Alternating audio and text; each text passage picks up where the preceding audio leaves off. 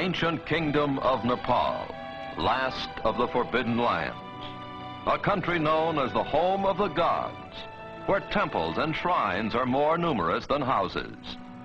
A land of contrasts, whose varied architecture marks it as the meeting place of two great religions of the East, Buddhism and Hinduism.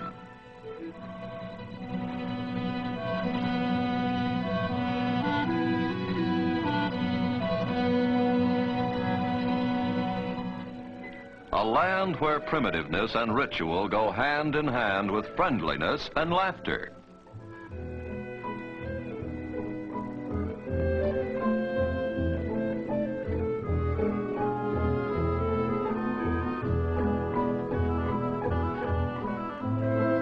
The intricate art and architecture of Nepal are a source of wonder to the few travelers from the Western world who have been permitted to see them. They bear testimony to the genius of a tribe of master craftsmen, the Newars, the original inhabitants of Nepal.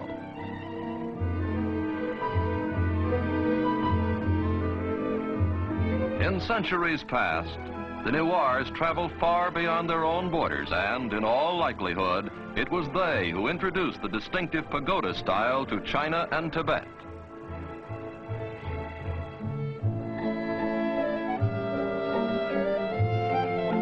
One of the crowning achievements of Newar architecture is the Temple of Bodhina, the magnet of all the great Buddhist pilgrimages.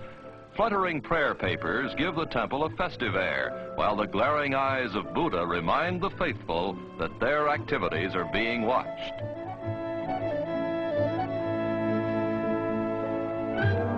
A reminder which even the children heed as they busily spin the prayer wheels at the base of the temple.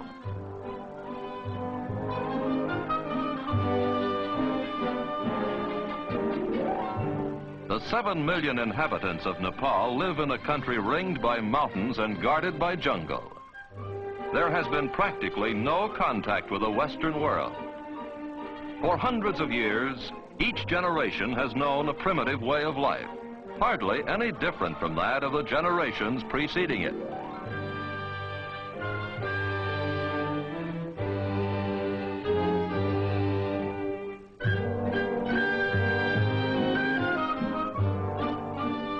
Despite its isolation, Nepal has been a bridge between India to the south and Tibet to the north.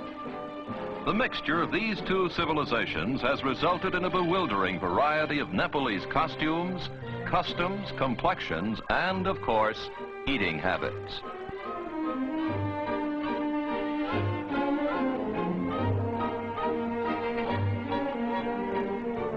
Here, a traveling Hindu fakir, or yogi, demonstrates the latest in imported headgear, a turban fashioned out of hair instead of fabric.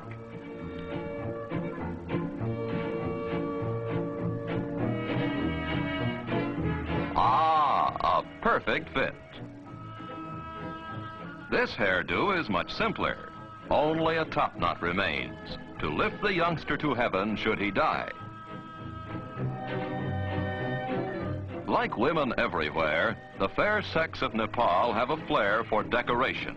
Only here it expresses itself in unusually colorful ways, and almost any part of the anatomy is fair game. The Nepalese housewife has good cause for smiling. She's her husband's bank account. Instead of salting away his capital, hubby invests it in jewelry. A man's wealth can actually be gauged by the decorations sported by his ever-loving spouse.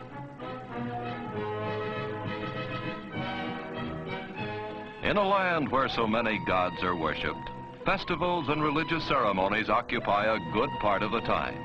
Almost every day is a holiday. Some of the festivals are not only gay like this one, but also gory, like the annual Hindu festival of the Dasera, during which hundreds of buffaloes are decapitated as sacrifices to the goddess Durga. A wedding is also an occasion for celebration. It's an expensive affair, but not for the blushing bride. Her trousseau and ornaments are paid for by the groom, who also foots the bill for all the expenses of the elaborate ceremony.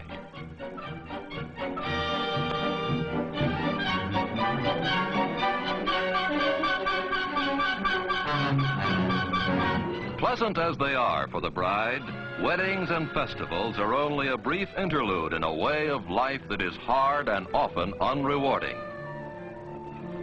The soil is poor, the tools of agriculture are primitive, and even when a crop does grow, it's often raided by sacred monkeys and other animals which cannot be harmed. Near Kathmandu, the capital of Nepal, there are several small towns. One of these is Pashupati, the doorway of death. The townspeople do a thriving business carrying bundles of wood. For the great desire of the Hindu is to be cremated here and then set afloat in the holy waters of the Bagmati River.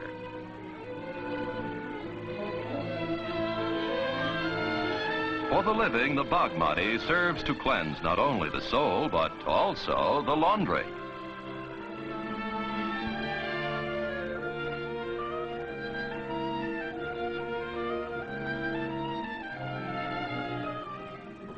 And now we come to the ruling tribe of Nepal, the Gurkhas. Almost 200 years ago, the ancestors of these soldiers defeated the Newars in bloody battle and took over the top spot in the kingdom. Since then, both the army and the government of Nepal have rested firmly in Gurkha hands.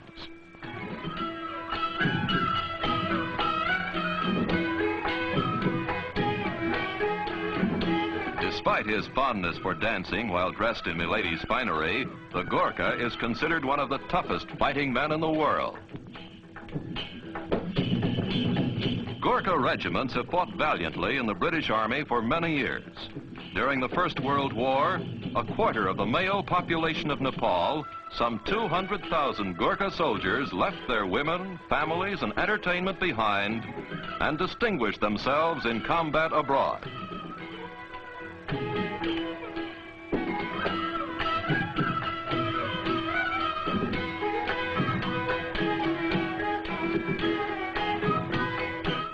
Although the Gurkhas have traveled beyond their own borders, Nepal itself, with its temples, beliefs, and people, has hardly been touched by what we call civilization.